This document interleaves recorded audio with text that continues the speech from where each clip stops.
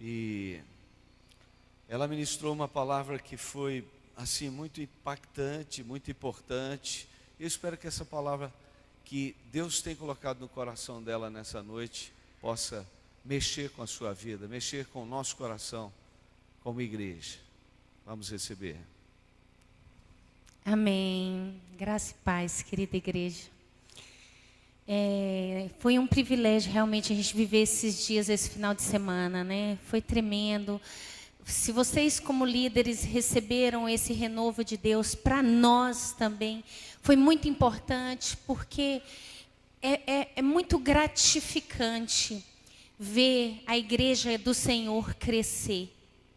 Às vezes as pessoas podem me perguntar, mas as pessoas tirarem um final de semana com uma vida tão corrida que a gente tem, né, de trabalho durante a semana, todo mundo cansado, para chegar final de semana, passar um final de semana ouvindo ministração, um final de semana que às vezes as pessoas pensam, vai ser cansativo, mas o que a gente recebe é superior a tudo, supera o cansaço, supera todas as coisas. E o propósito, qual o propósito de um RLC, de um retiro de líderes? Por quê? Por que nós, como pastores, nos empenhamos em fazer esse retiro, em fazer tudo tentando oferecer o melhor para vocês, como líderes, né, para a igreja? Por quê? Por que os líderes aceitaram esse desafio e saíram daqui e foram para lá passar esse final de semana? Porque o desejo do nosso coração, como pastores, é ver uma igreja realmente cumprindo a vontade de Deus, vivendo essa vontade. É uma igreja transformada, é uma igreja renovada, é uma igreja cheia do Espírito Santo, é a igreja que o Senhor sonhou. O nosso desejo é sermos uma igreja dos sonhos de Deus. Mas quando eu digo igreja, eu não digo instituição, eu não digo comunidade cristã transformados, eu digo eu e você, porque nós somos igreja. A igreja não é a instituição, isso aqui é um prédio. Existe uma instituição, sim, mas quando eu digo igreja, eu digo eu e você. Nós somos a igreja. Aqui é a reunião da igreja do Senhor. E o que o Senhor deseja? Qual é a igreja dos sonhos do Senhor? Bom, se a gente olhar desde o princípio de tudo, quando Deus criou Adão e Eva, ali o Deus Todo-Poderoso, que com uma só palavra, Ele disse, haja luz e houve luz. Com uma só palavra, Deus criou todas as coisas. Oh, glória a Deus, ó, querendo estar no altar. Com uma só palavra, Deus criou todas as coisas, né? Deus formou todas as coisas.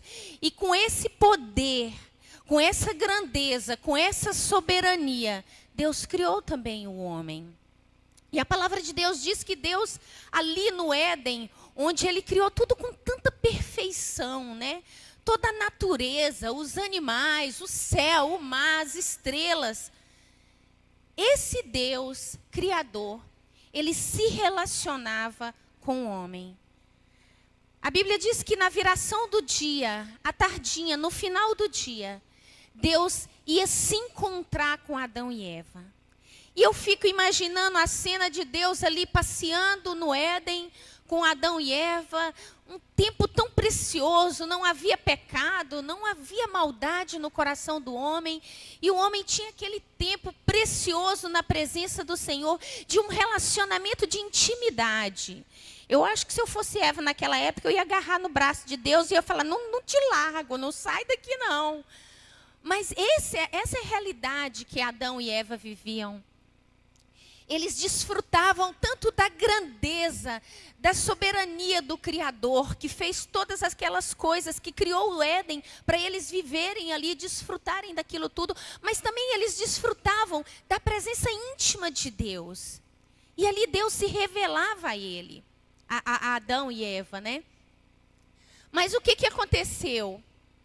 Satanás, ele sabia que o sonho de Deus, o desejo de Deus era esse relacionamento com uma família. O que Deus queria não era robozinhos que ele dissesse faça isso e faça aquilo e as pessoas seguissem. O que Deus queria é uma geração de homens e mulheres que se relacionasse com ele numa relação de amor, de intimidade.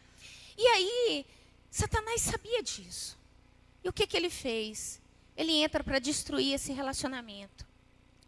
E o pecado entrou na humanidade por causa de uma desobediência.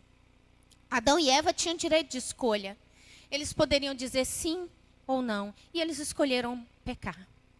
E o pecado entrou na humanidade. E quando o pecado entrou na humanidade, Adão e Eva foram expulsos do paraíso. Primeiro, eles se esconderam de Deus.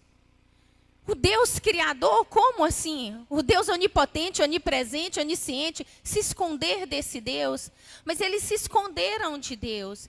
E Deus confronta eles, eles são expulsos do paraíso. Deus não deixa de ser Deus criador, mas se perdeu a intimidade. Se quebrou aquele relacionamento de intimidade que tinha entre o homem e Deus. E Deus continua se manifestando ao homem. Só que agora não era mais como Deus íntimo.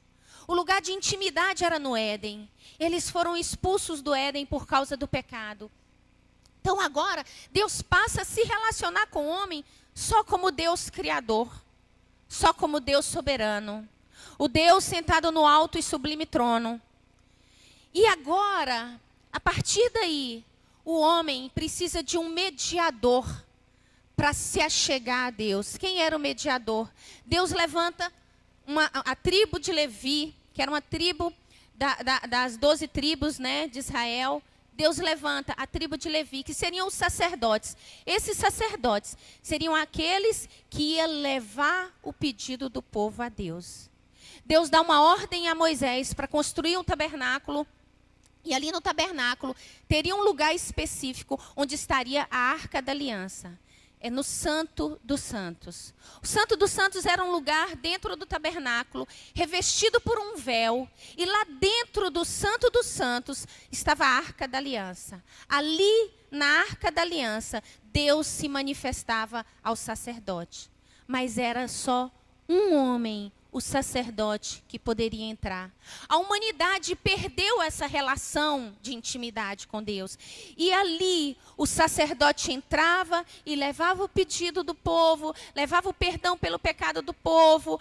E o ser humano, a humanidade naquela época não tinha mais acesso a Deus. Dependia de um mediador. Deus continuou se manifestando para alguns somente. Deus era um Deus distante. Para aquele povo, quando Deus se manifesta a Moisés no Monte Sinai, quando o povo de Israel ouve Deus, quando o povo de Israel vê a nuvem encher o Monte Sinai, eles se apavoram, eles ficam com medo, falam, Moisés, vai você, nós não vamos não. Eles não tinham intimidade com Deus. Deus era o Deus soberano, um Deus que enchia o coração do povo de temor. E o temor tem que haver no nosso coração, sim, mas eles não tinham uma relação de intimidade mais com Deus. E aí, Deus, em alguns momentos no Velho Testamento, Deus se manifesta nessa presença pessoal. Com alguns homens, quando ele queria que esses homens, quando ele queria usar esses homens para alguma obra. A gente vê vários homens e mulheres na Bíblia que tiveram essa experiência com Deus íntimo, que tiveram uma experiência de perto com Deus. Mas era um ou outro por causa de algum mover que Deus queria fazer sobre a terra. E um exemplo muito claro disso é a vida de Moisés. Eu admiro o exemplo de Moisés. Eu desejo essa unção de liderança que Moisés tinha, de pastoreio, de amor.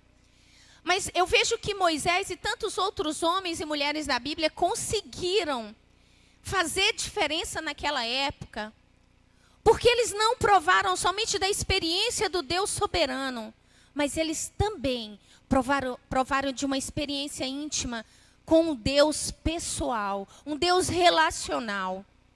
E Moisés, primeiro Deus aparece para ele numa sarça. Ali Moisés vê a sarça, o fogo na sarça, e a sarça não queimava. E Deus começa a falar com Moisés ali. Eu fico imaginando a reação. Pensa nós, se de repente você vê uma árvore pegando fogo e o fogo não consome a árvore, e você chega e você ouve a voz de Deus. Eu tenho certeza que qualquer um de nós se encheria de temor ao Senhor. E foi isso que aconteceu com Moisés. Ali ele teve uma experiência com o Deus de perto, conversando com Moisés. Só que aí Deus determina que Moisés faça uma obra, e Moisés vai, e Moisés liberta o povo do Egito. Deus trabalha ali na vida de Faraó, manda as pragas, Moisés participa de tudo aquilo, Moisés vive toda aquela experiência, Moisés vê o sobrenatural de Deus, do mar se abrindo, Moisés toca na rocha pelo poder de Deus, a água brota da rocha, Moisés vê maná caindo do céu. Moisés vê a fome e a sede daquele povo sendo suprido pelo poder e pela grandeza de Deus. Mas Moisés também provava de uma intimidade com Deus tremenda. Porque a palavra de Deus diz que na tenda do encontro, que era um lugar em que Moisés encontrava com Deus, ali Deus falava com Moisés, face a face, como quem fala a um amigo. O nível de intimidade de Moisés era tamanho que Moisés conversava com Deus face a face, como quem conversa com um amigo. Só que, logo após, nesse texto, quando nos revela como que Deus se relacionava com Moisés, mais à frente, conta que Moisés chegou para Deus e falou: Deus, se achaste graça em mim, mostra-me a tua glória.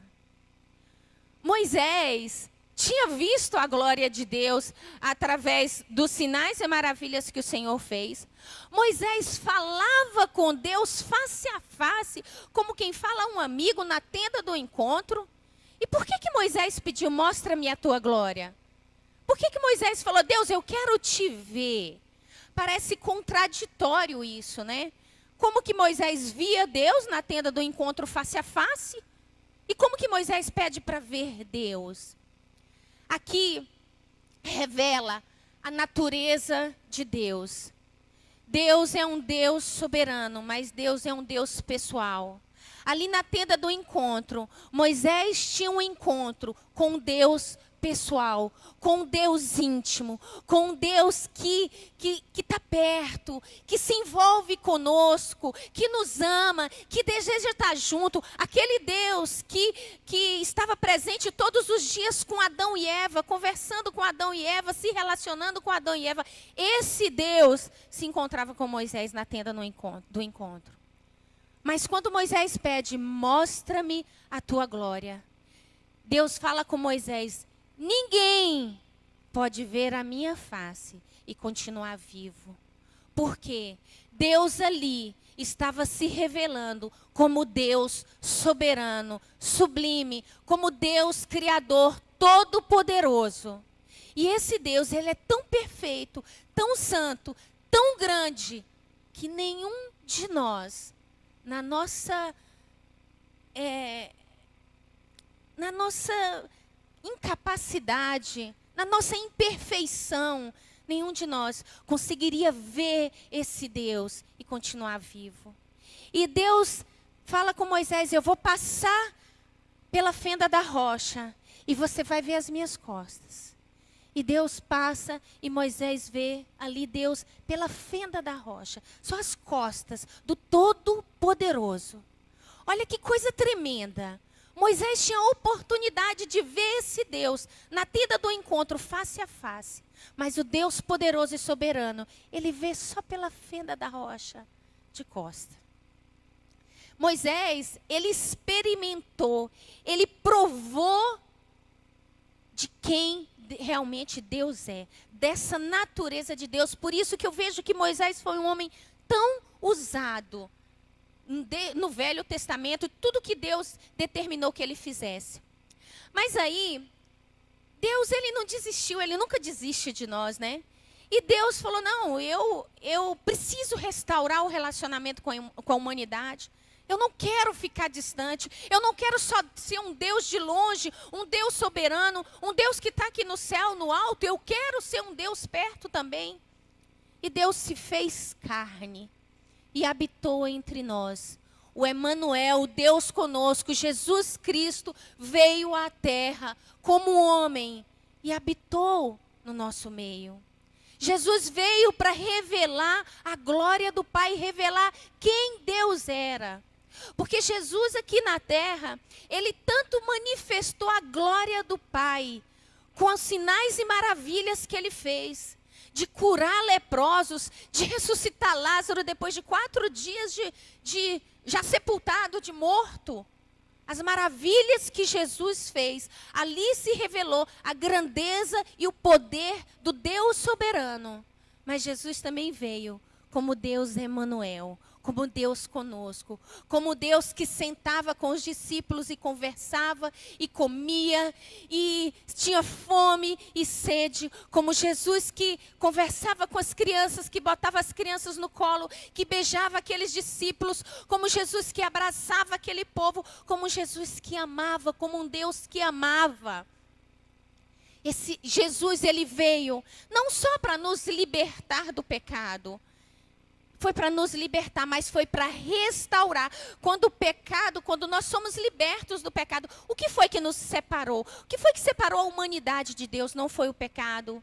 O sangue de Jesus, ele veio para nos lavar do pecado e restaurar essa ligação, restaurar essa intimidade. E antes havia o sacerdote. O sacerdote era aquele que entrava no Santo dos Santos. E na Arca da Aliança, Deus se manifestava.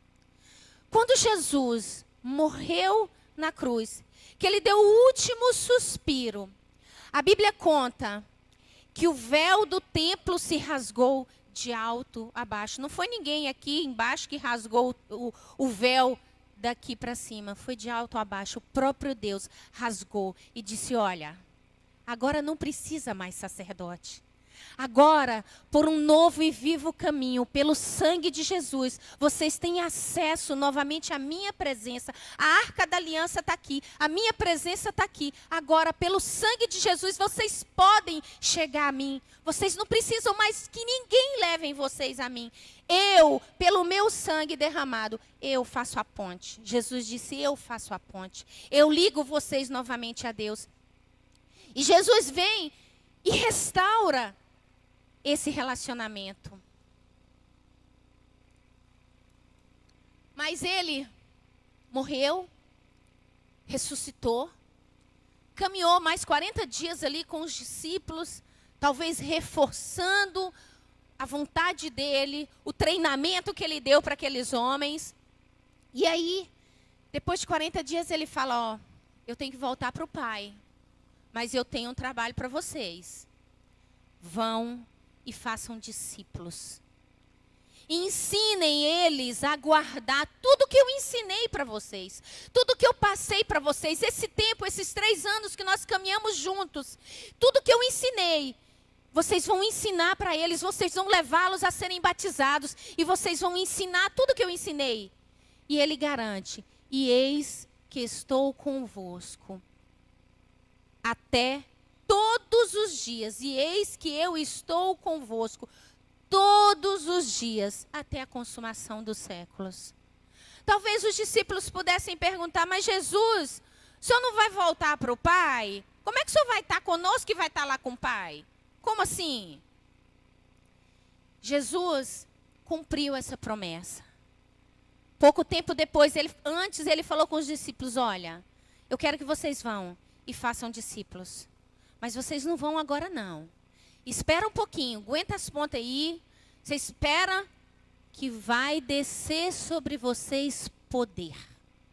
O meu espírito vai ser derramado sobre vocês. Aí quando vocês forem revestidos de poder, vocês podem ir. E vocês serão minhas testemunhas em Jerusalém, na Judéia, em Samaria e pelos confins da terra. E aqueles discípulos ficaram ali aguardando essa promessa do Senhor. Em Pentecostes, Deus derrama o Espírito, o próprio Jesus. Ele não estava mais em carne, mas ele se manifesta em Espírito na vida de cada um, dentro de cada um.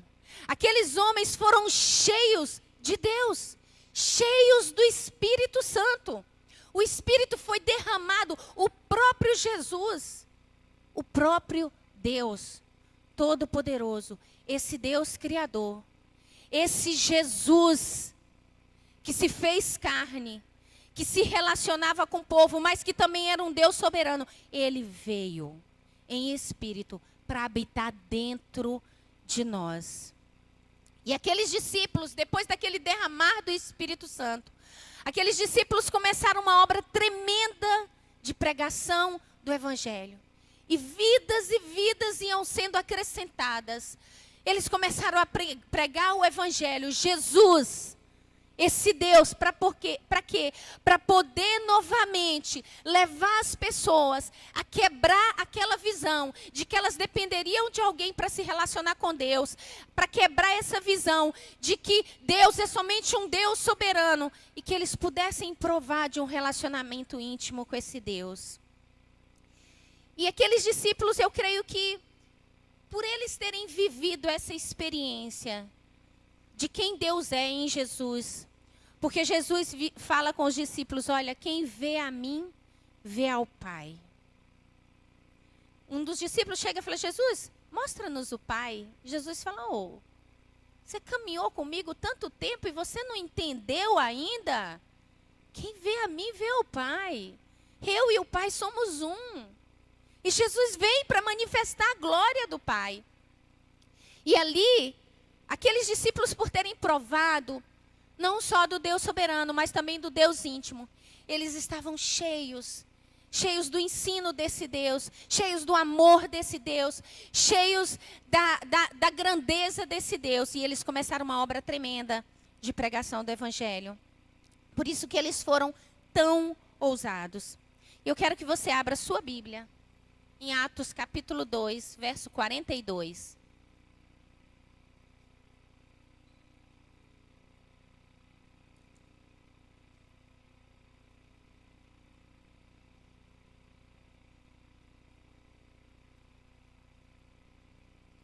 Atos 2, 42.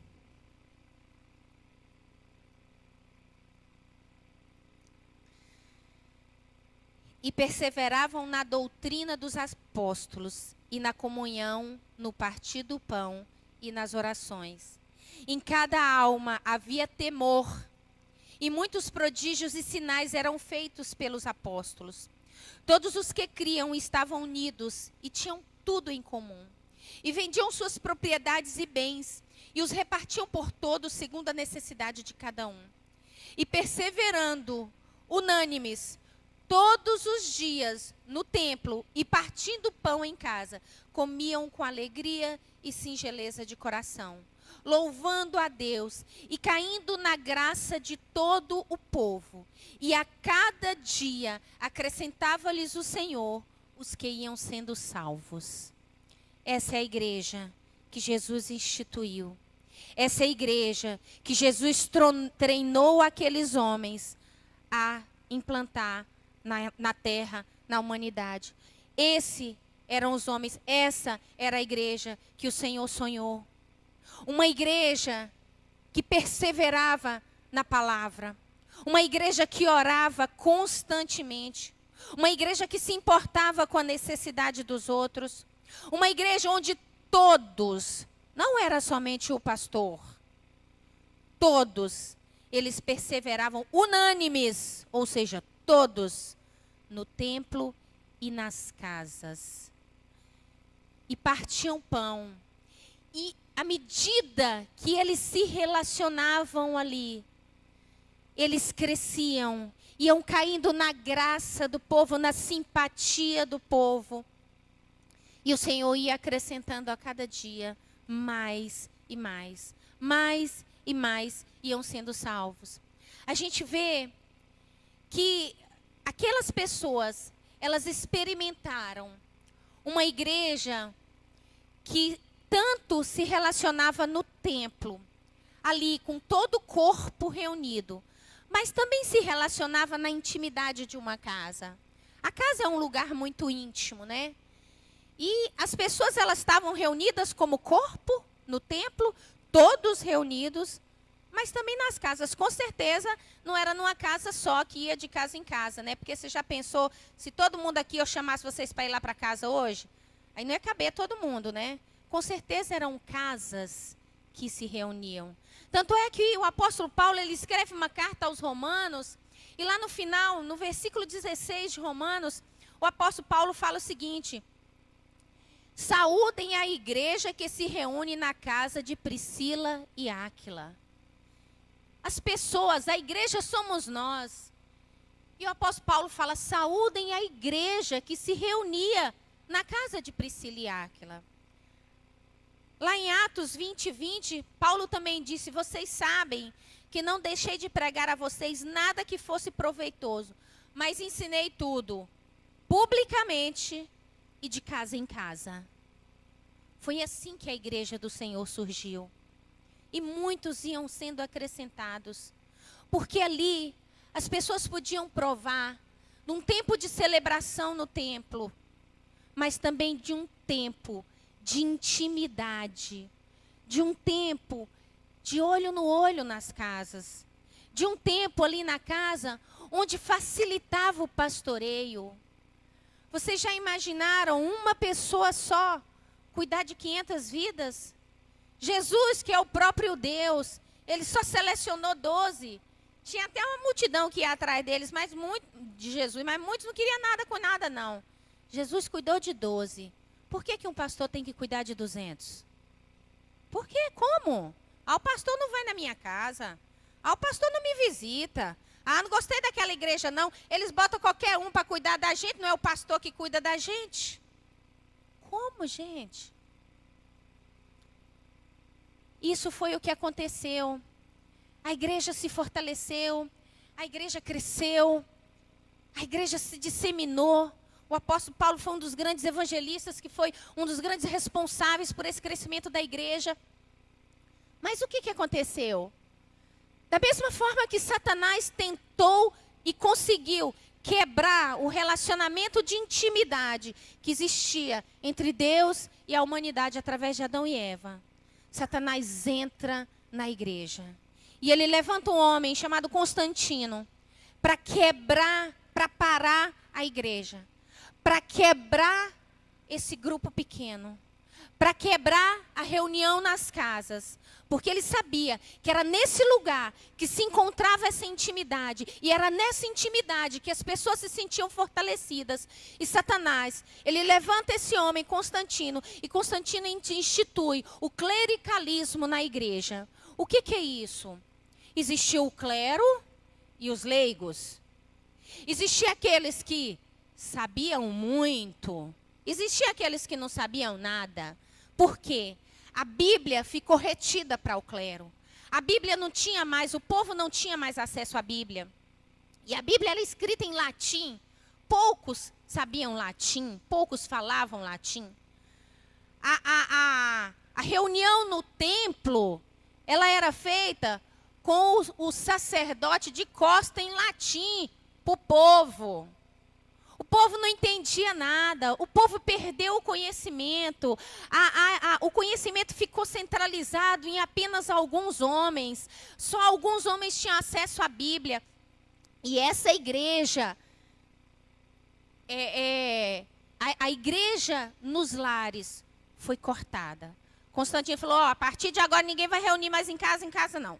Basta reunião aqui no templo. Para quê? Ficar de casa em casa? Precisa não. Basta uma reunião aqui, todo mundo reúne no domingo à noite, arruma a roupa bonitinha e vai para a igreja. Pronto, tá lindo. Só que isso quebrou essa natureza íntima de Deus. Isso foi quebrado. As pessoas perderam o acompanhamento pessoal, o pastoreio pessoal. E isso enfraqueceu a igreja. E as pessoas, no lugar desse investimento nas reuniões nas casas, começou a se dar lugar a se investir em grandes templos, em grandes catedrais suntuosas, com ouro, com prata, com pedras preciosas. E a igreja se tornou uma igreja vazia. Se antes o Espírito de Deus é que movia a igreja, que movia aqueles homens a trabalhar, a se empenharem, a ganharem mais vidas, a abrir mão de tudo, abrir mão da vida. O apóstolo Paulo sofreu, foi açoitado, ele foi preso, ele foi apedrejado, ele foi dado como morto, e o apóstolo Paulo não desistiu. A unção que havia sobre ele e sobre todos aqueles apóstolos e sobre todos aqueles homens que iniciaram a igreja, e que a igreja perseverou durante 300 anos nesse modelo, que não é um modelo instituído por homens. É o que eu quero que a igreja aqui entenda. Não foi um modelo instituído por homens, não foi porque alguém pensou, vai ser bacana a gente fazer célula. Não. Isso é a essência da natureza de Deus, é quem Deus é. É um Deus soberano, é um Deus íntimo, é um Deus do corpo e é um Deus da célula. Nós somos o meu corpo. Cada corpo é um todo, mas o nosso corpo é formado por pequenas células. Para que o meu corpo funcione, todas as células do meu corpo têm que estar funcionando, têm que estar em atividade. Se as células do meu corpo começam a morrer, o meu corpo morre. Assim é a igreja. Nós somos o corpo de Cristo. Nós somos o corpo aqui na grande celebração, mas nós somos cada célula do corpo de Cristo, reunindo de casa em casa. Mas isso foi quebrado naquela época. E as pessoas começaram a voltar o foco para o homem, para o ser humano. O sacerdote era o cara, né? Ele faltava estar sentado no alto e sublime trono, né? E era o próprio Deus, a representação divina, o sacerdote. E as pessoas começaram, pelo fato de não trabalharem mais, pelo fato de não se envolverem mais na obra, as pessoas começaram a ficar muito exigentes. E nós, infelizmente, ainda vivemos o reflexo disso dentro da igreja. Porque as pessoas começaram a ir para a igreja, para o templo, né? Para a grande celebração. Não tinha mais a reunião nas casas. Elas começaram a ir para o templo e elas começaram a ir. Agora elas queriam ser somente espectadores. Eles eram somente espectadores. E como espectador, ele começou a exigir. Não, o ar-condicionado não está bom. Não, eu acho que o louvor não pode ser assim. Eu acho que a cadeira está desconfortável. Eu acho, não gostei disso. Não gostei daquilo. Sabe o que acontece? O culto passou a ser feito para o homem e não para Deus. A igreja, que era cheia do Espírito Santo, passou a ser uma igreja vazia, ritualística, em que as pessoas chegavam, cumpriam o ritual, entravam vazias e saíam vazias. E hoje, infelizmente, ainda tem muito isso. Muito, muito. Nós vivemos essa realidade de muitas igrejas que as pessoas entram e saem e estão vazias, onde o sacerdote é o soberano, onde a oração forte é a oração do pastor. A oração de líder não presta não, tem que ser a oração do pastor, que é a oração forte. Por quê? Isso foi uma mentira incutida na mente das pessoas, de que só quem poderia era o sacerdote. A igreja retrocedeu ao tempo de Moisés, gente. A igreja que Jesus tinha vindo para quebrar essa separação entre o homem e Deus, a igreja retrocedeu, voltou de novo ao sacerdote. Voltou de novo que só um homem que levava os pedidos a Deus, que eles precisavam de alguém para levar os pedidos deles a Deus. E a igreja se tornou uma igreja descomprometida, exigente, uma igreja que era para vir para a igreja, sentar, receber e ir embora. Acabou. Tem que pregar o evangelho, que pregue o pastor. Tem que ganhar vidas, que ganhe o pastor. Quando muito eu posso convidar alguém para ir para a igreja.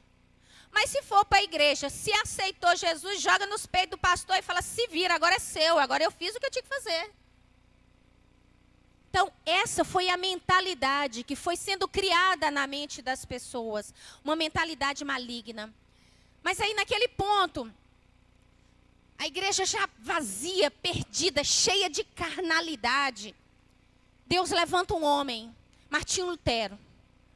Lutero, ele se levanta e ele, lendo a Bíblia, e ele falou, não, o que nós vivemos não condiz com o que está aqui na palavra. Está errado. E ele começa a perceber e ele vê que as pessoas estão seguindo somente aquilo que o clero determinava. As pessoas não tinham entendimento, não tinham acesso à palavra. E ele falou, está errado, está errado. E Lutero traduz a Bíblia do latim para o alemão, pega a tradução da Bíblia, cola na porta da catedral e as pessoas começam a ler e falam, opa, está errado mesmo. Tem alguma coisa errada. E as pessoas começam a adquirir conhecimento da palavra. E isso começou a mudar a vida das pessoas. Foi a reforma protestante. Glória a Deus por Lutero. Através de Lutero, as pessoas tiveram acesso à palavra novamente. Mas ainda assim a igreja não estava restaurada. Porque as pessoas tiveram acesso à palavra, mas ainda precisavam ter acesso a Deus. Ainda precisavam ter intimidade com Deus, que ainda não existia. Muita coisa ainda precisa mudar. Nos tempos de hoje, a reforma protestante, nós estamos fazendo 500 anos da reforma protestante. Mas muita coisa ainda precisa ser reformada, ainda precisa ser mudada. Mas o que acontece? É difícil mudança, né? Quando a gente fala de mudar algo que você está acostumado, isso geralmente é difícil. Isso geralmente gera um desconforto na gente. É tipo assim, eu estou sossegado no meu canto, está tudo na igreja, volto para casa e tal. Tá bom. Mas Deus não quer isso. Deus, Ele quer te usar. Ele quer trabalhar através da sua vida. Ele não quer só que você venha para cá e sente nessa cadeira e absorva uma palavra e volte para sua casa e passe uma semana como todas as outras e chegue aqui domingo que vem. Ele não quer só isso. Ele não te chamou, Ele não se revelou a você para você conhecê-lo somente para você receber, encher sua barriga espiritual e voltar para casa. Ele quer te usar. Ele quer fazer de você a igreja dos sonhos dele. Mas para que você seja a igreja dos sonhos dele, você precisa saber quem é ele. Quem é esse Deus? Quem é Deus? Isaías capítulo 57, versículo 15. Quem quiser abrir, pode abrir. Mas eu vou andar rápido, vou ler aqui, tá? Você pode anotar se você quiser. Isaías 57, 15 diz o seguinte. Pois assim diz o alto e sublime, que vive para sempre, cujo nome é santo. Eu habito num lugar alto e santo, mas habito também com contrito e humilde de espírito, para dar novo ânimo ao espírito do humilde e novo alento ao coração do contrito. Jeremias 23, 23 e 24 diz: sou eu apenas um Deus de perto, pergunta o Senhor, e não também um Deus de longe? Poderá alguém esconder-se sem que eu o veja? Pergunta o Senhor. Não sou eu aquele que enche o céu e enche a terra? Ao mesmo tempo que Deus é um Deus criador, Deus também é um Deus que habita no coração do humilde e do contrito. Ao mesmo tempo que Ele habita no alto e sublime, que Ele é soberano, que Ele é poderoso, Ele também é um Deus que escolheu habitar dentro de você, no seu coração. Isso revela a essência de quem Deus é. Isso revela a natureza de Deus. É um Deus transcendente e um Deus imanente. O que é isso? Um Deus transcendente e um Deus imanente. A palavra transcendente se refere àquele que é sublime, superior, elevado. Imanente se refere a algo que é inseparável, que está dentro de um ser que está ligado.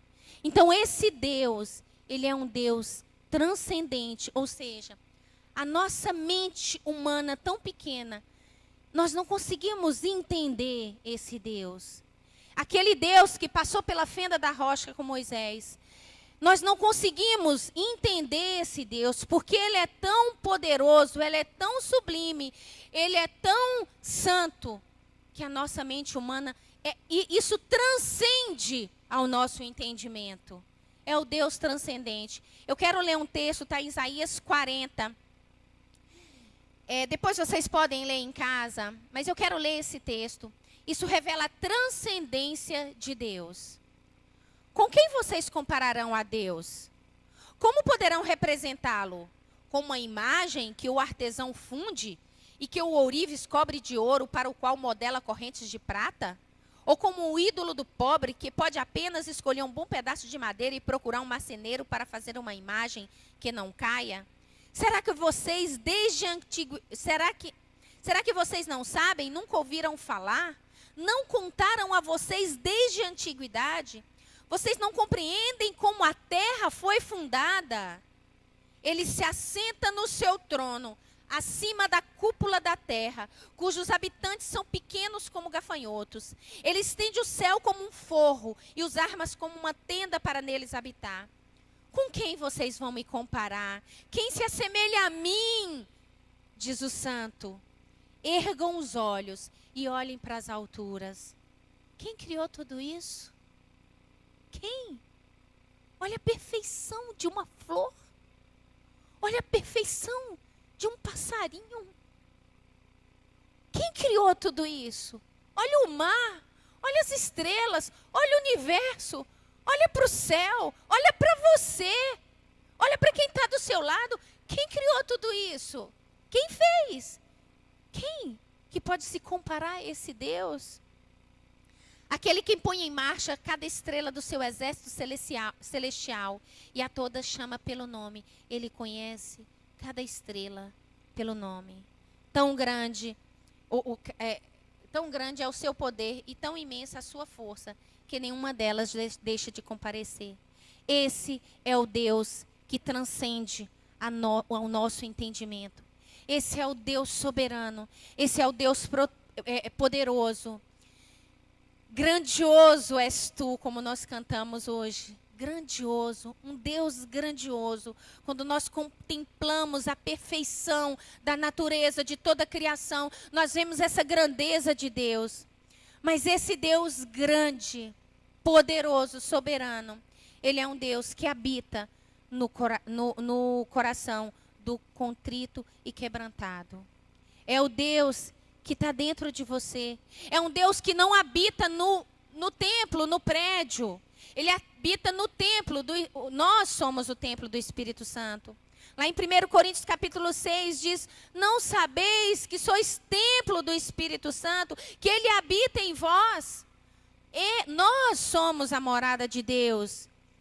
Esse Deus soberano, poderoso, esse Deus que eu li aqui, Ele se fez carne, Ele veio e Ele se sujeitou a se humilhar e lavar os pés dos seus discípulos.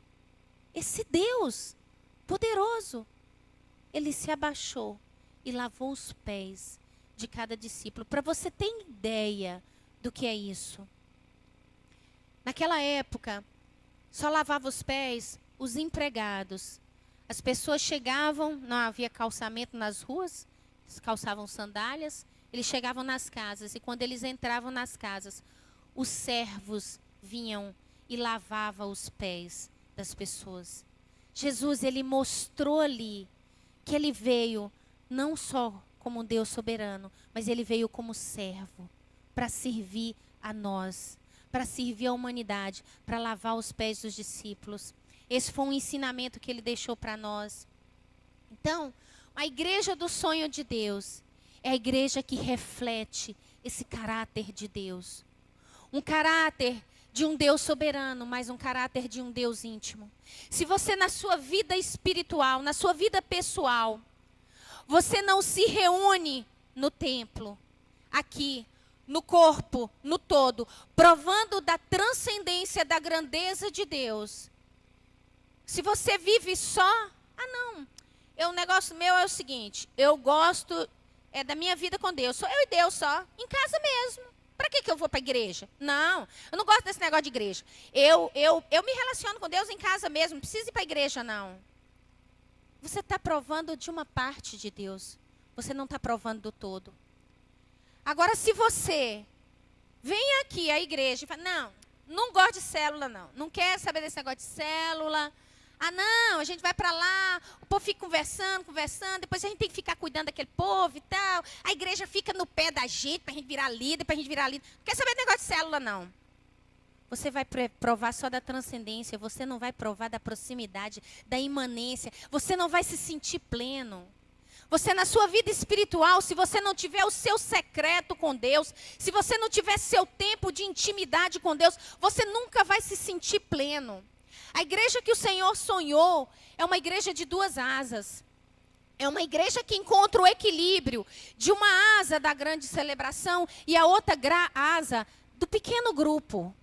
É uma igreja que vive em equilíbrio. Uma asa depende da outra. Uma asa completa a outra. Uma asa sustenta a outra. As células completam a grande celebração. A grande celebração sustenta o pequeno grupo.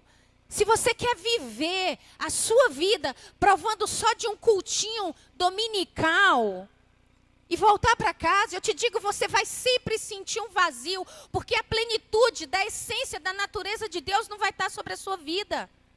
Você precisa estar olho no olho, você precisa estar recebendo essa intimidade do pequeno grupo, de estar se relacionando com um grupo pequeno de pessoas, de estar sendo cuidado e pastoreado por líderes, por pessoas que têm investido para cuidar de você, que têm crescido, que foi para o retiro para poder receber de Deus, para cuidar de você como igreja.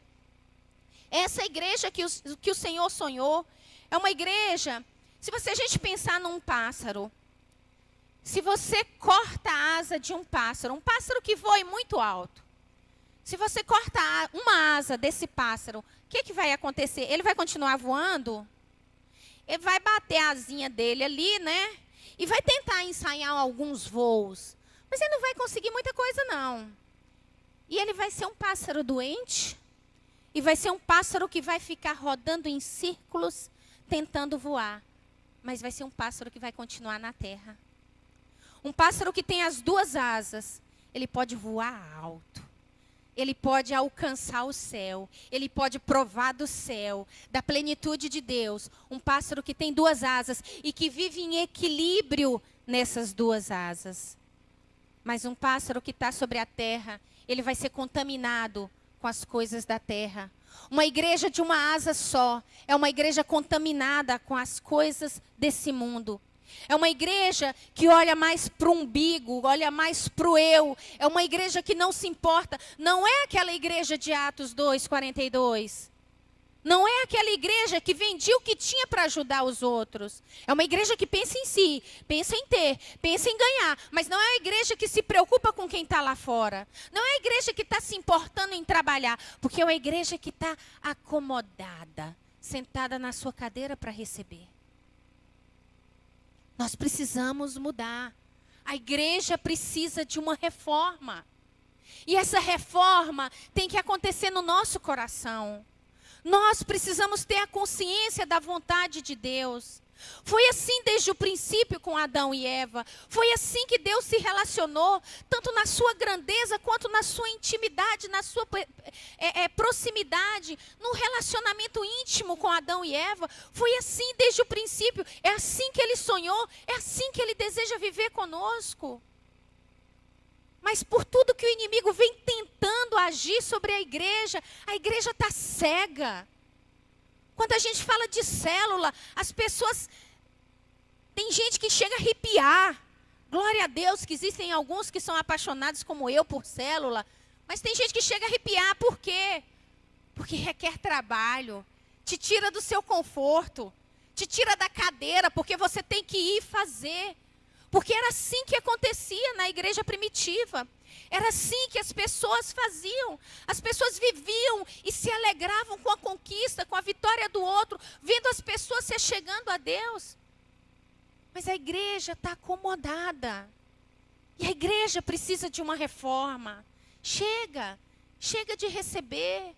Se você é um crente que já vive na igreja há muito tempo, está na hora dessa reforma acontecer no seu coração. Está na hora de você deixar Deus mudar a sua visão. Está na hora de você abrir o coração e dizer: Deus, eis-me aqui, usa a minha vida. Mas vamos descruzar os braços e vamos viver essa essência de Deus. Do Deus Todo-Poderoso, do Deus grande, do Deus sublime, mas de um Deus íntimo.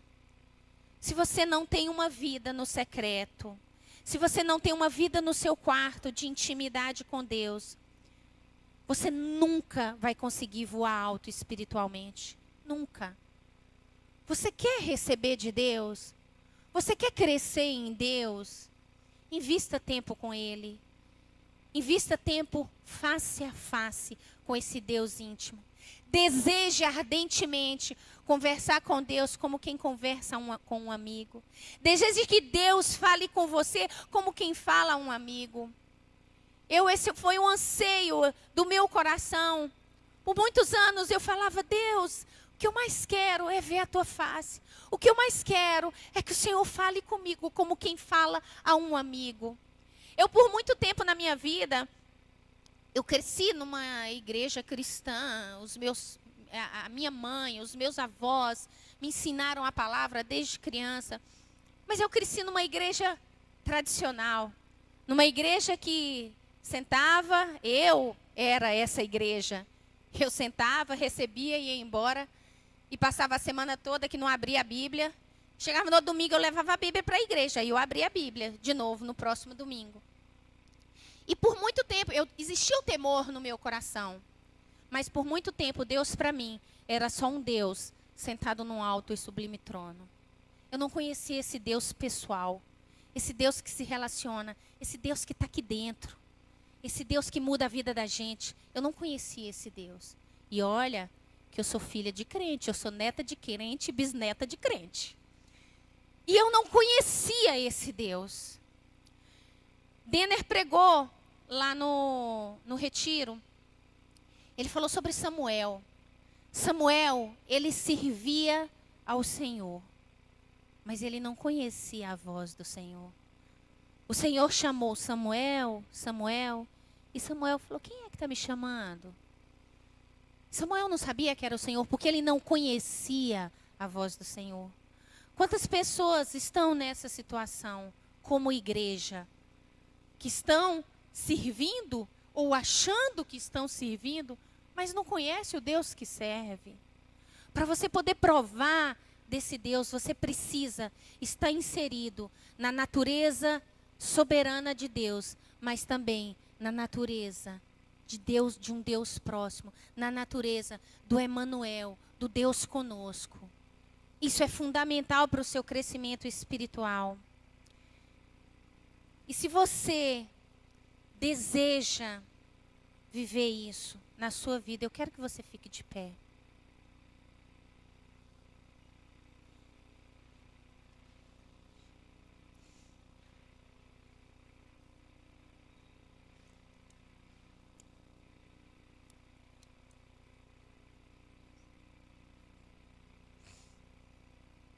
A igreja, ela perseverava unânime no templo e nas casas. A igreja, aqui, nós, como igreja, nós nos reunimos. Nós podemos provar da transcendência de Deus. Nós podemos cantar, grandioso és tu. Mas nós podemos também aqui abrir o coração e dizer: Deus, entra, restaura a intimidade. Fala: Jesus, o Senhor veio para isso e eu quero isso. Deseje isso. Deseje viver essa intimidade. Deseje voar alto, deseje provar do mais alto do céu. Que o Espírito Santo te incomode, para que você saia desse nível terreno, de bater com a asa só, e de ficar rodando em círculos, achando que você está fazendo alguma coisa.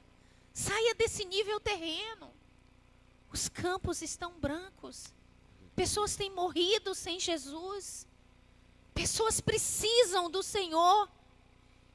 E às vezes você está sentado numa cadeira muito confortável, ainda exigente, reclamando de muita coisa e sem fazer nada.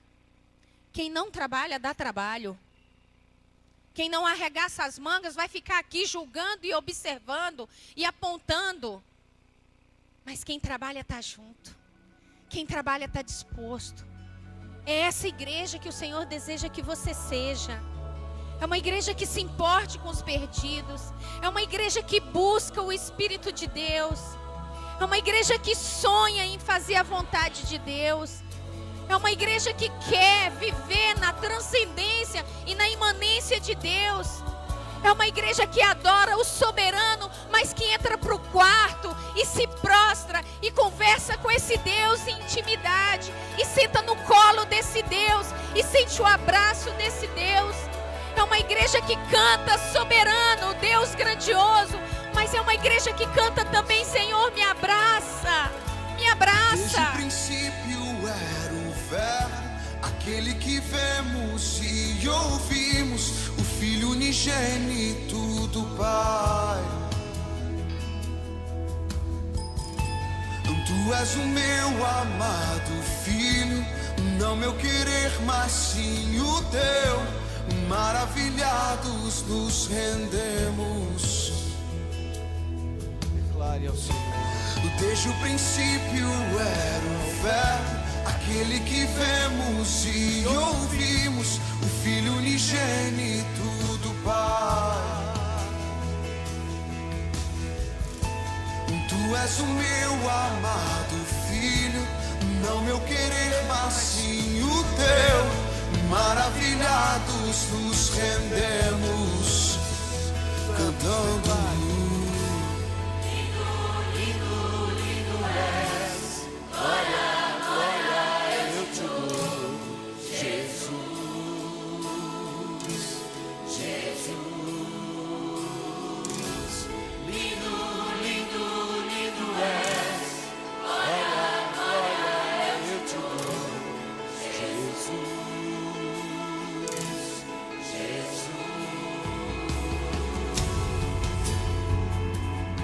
Sua vida só vai ser cheia do Espírito. Você só vai ser ousado, como aqueles apóstolos foram ousados. No dia em que você abrir o seu coração, no dia que você deixar o Espírito de Deus, o próprio Deus, em Espírito, entrar na sua vida e você der liberdade a Ele para te usar, para conduzir os seus passos. No dia que você se dispuser e disser: Deus, eu estou aqui, eu estou à disposição, usa a minha vida, mas eu não quero passar por essa vida somente sentado num banco de igreja. Eu quero ser igreja, eu quero ser igreja aqui, eu quero ser igreja na minha casa, eu quero ser igreja no meu trabalho. Por onde eu for, eu quero representar a tua grandeza, mas eu quero também manifestar um Deus de intimidade, um Deus poderoso, mas também um Deus bondoso, um Deus que está perto, não só um Deus de longe. Jesus, lindo, lindo, lindo és. Glória, glória, eu te dou. Jesus, Jesus. Lindo, lindo, lindo és. Glória, glória, eu te dou. Jesus, Jesus. Lindo, lindo, lindo és. Glória, glória, eu te dou. Jesus, Jesus, então me leva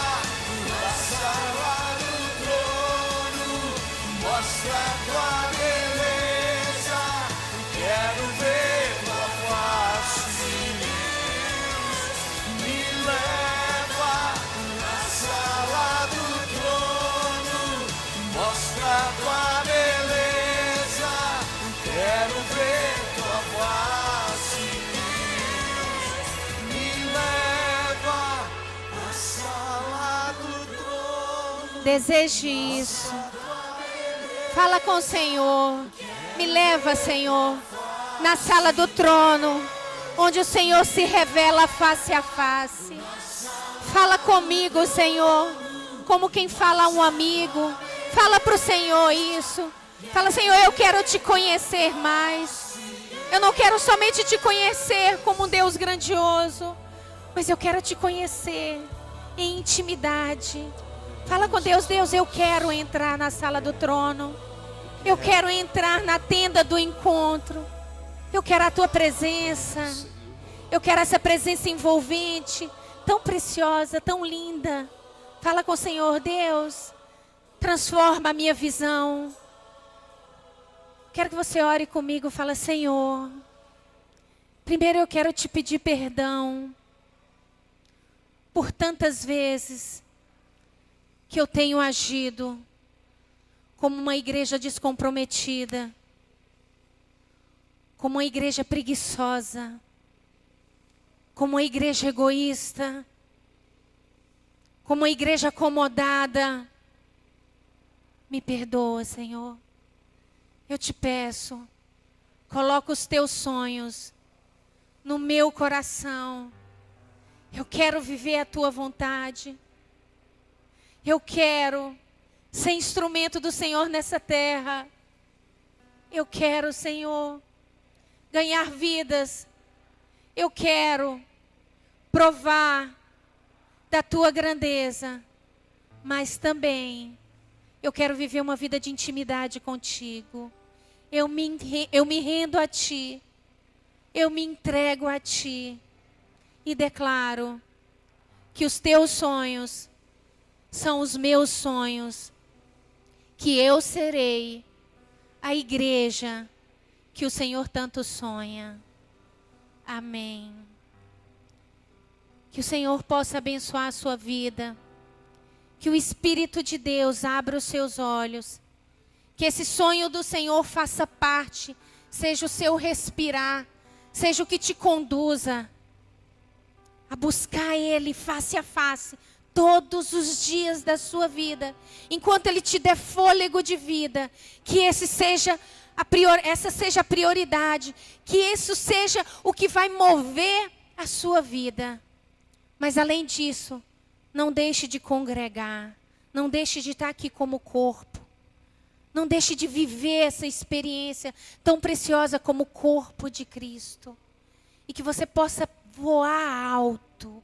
Uma igreja de duas asas que voa alto, que prova da plenitude da natureza de Deus.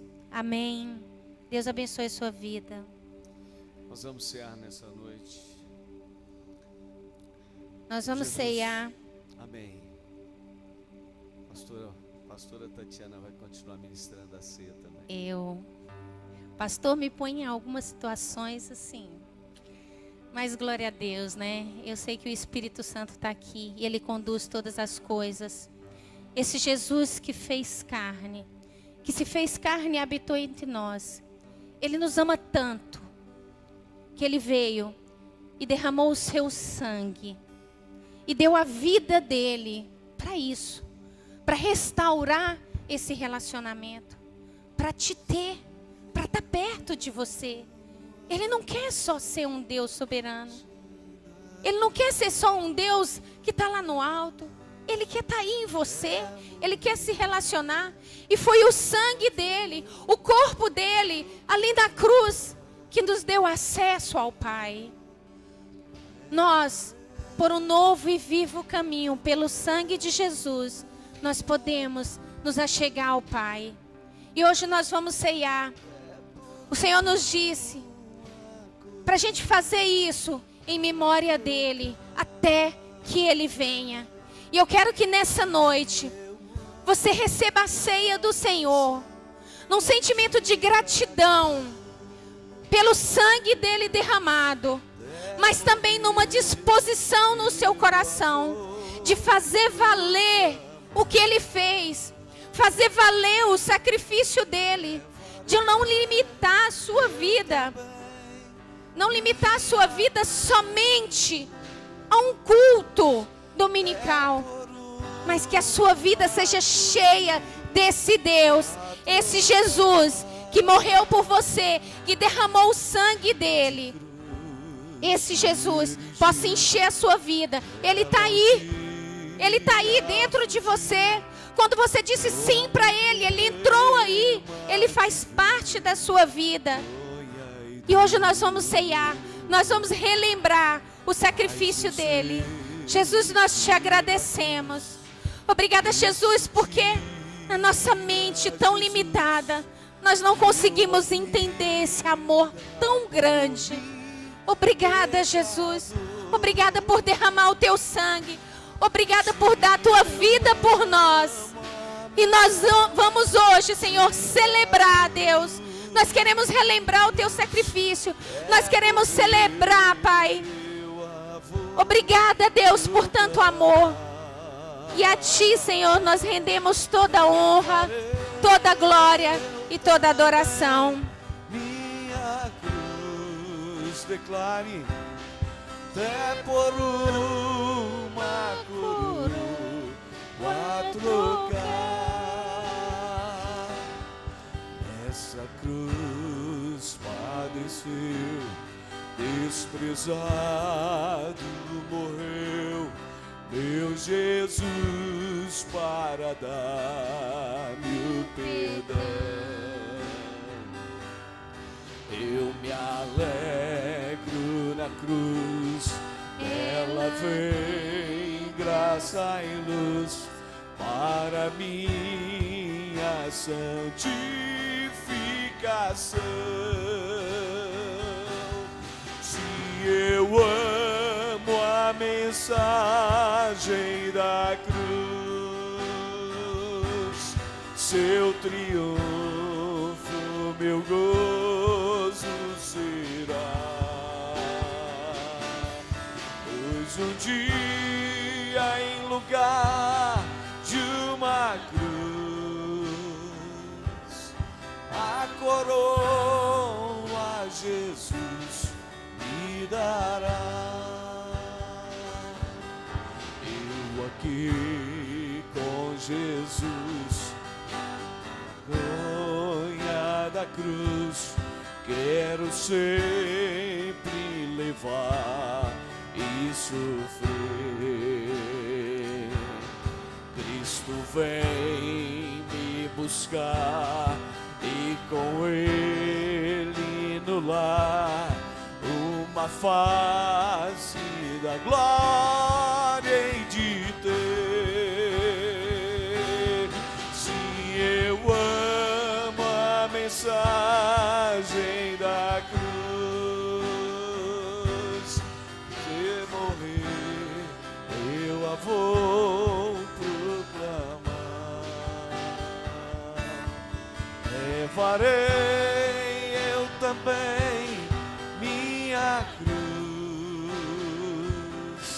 é por uma coroa a trocar, porque Ele vive, posso crer no amanhã, porque Ele vive, temor não há, mas eu bem sei que a minha vida está nas mãos do meu Jesus, que vivo está.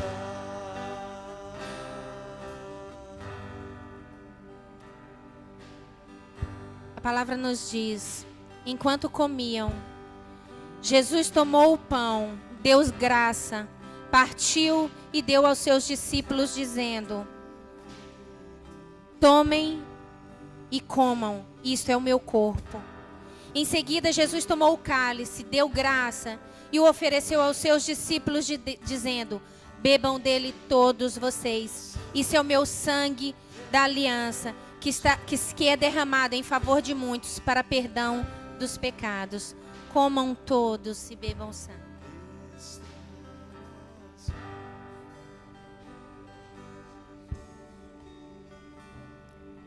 Jesus, nós te louvamos. Jesus, nós te agradecemos. Obrigada, Jesus, por se revelar a nós. Obrigada por vir e revelar a grandeza do Pai.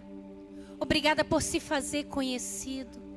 Obrigada por não nos deixar só, por ter enviado o Teu Espírito. Sabemos que todos os dias, até a consumação dos séculos, nós não estamos sozinhos. O Senhor é conosco. Obrigada, Jesus. Enquanto vivermos, iremos celebrar e aguardar a Tua vinda. E até lá, Senhor, usa as nossas vidas. Nós nos dispomos a trabalhar, a sermos instrumentos do Senhor para povoar o céu. Em nome de Jesus. Que o Senhor abençoe a sua vida.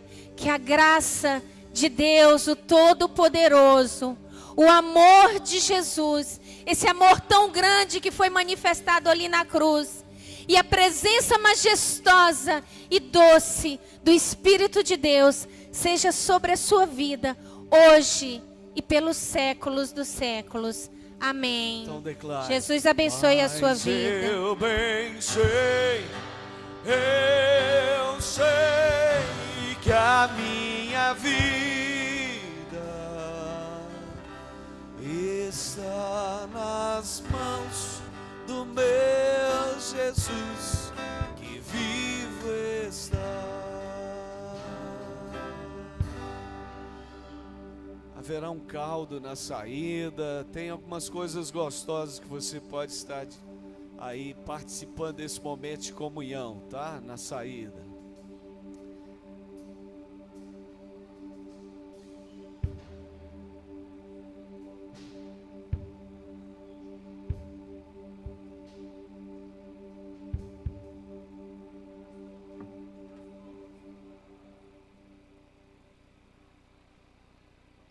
Isso, não vai embora se ter oportunidade de comer um estrogonofe, de tomar um caldo, canjica, tem algumas coisas gostosas aí na saída. Participe desse momento aí.